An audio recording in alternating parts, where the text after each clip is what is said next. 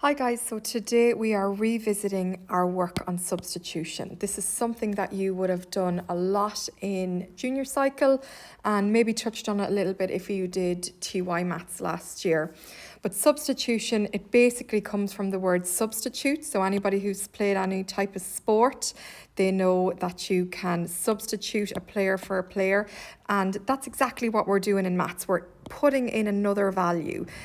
Generally, we deal with expressions. So an example of an expression here is 1x squared plus 4x minus 3. And we might substitute the value of x with a minus number or a positive number, or we'll have powers and all of those sorts of things. So we're going to follow some nice simple rules to make sure that we get this perfect. All right, the first question I have here is evaluate each of the following. So if you can take this into your notes, I suppose watch what I'm doing and make sure you can follow and ask any questions tomorrow in class. So evaluate each of the following. This is the expression 3x plus 4, and I'm asked what is its value? So that's what the word evaluate means, when x is equal to minus 2. So what I'm going to do here is I'm going to just have a look at where my x is, and my x is right here.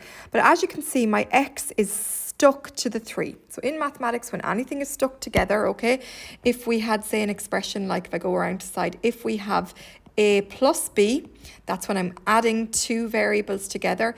If I have ab, when things are stuck together, it means multiplied. So that really means a multiplied by b.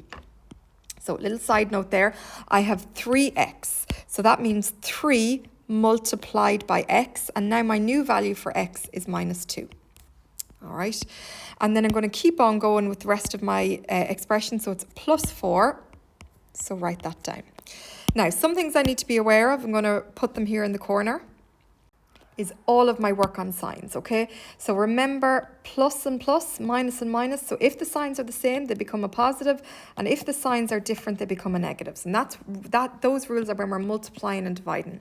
So here I've got a plus by a minus. So plus by minus is going to give me minus 6, and I've got plus 4. And if I was to evaluate minus 6 plus 4, I should get minus 2.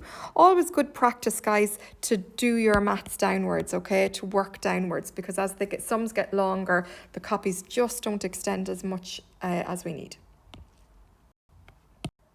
Okay, so example number 2, this is when I have two variables. All right, so I've got an x equals 2 and y equals 3. Again, when things are stuck together in mathematics, that means multiplied by. So it is 3 times 2 plus 2 times 3. All right, I've got no negative signs this time, so nice and handy for me. Remember, 3 means, or the brackets mean multiply, so 3 multiplied by 2 gives me 6, and 2 multiplied by 3 gives me 6, and 6 plus 6 is going to give me 12. My next example, just making it a little bit trickier this time, guys, and it is x is equal to minus 2. All right, so I'm dealing with a negative number here, and also you'll notice that this expression has a power in it for the first time. So again, just bringing it on that extra step, but we're going to apply the same rules as always. So we're going to substitute in the value of x as minus 2. So here we have 3x squared, so that's 3 multiplied by minus 2 to be squared. Minus, and then in brackets, minus 2 plus 5. So a lot of work to be done here.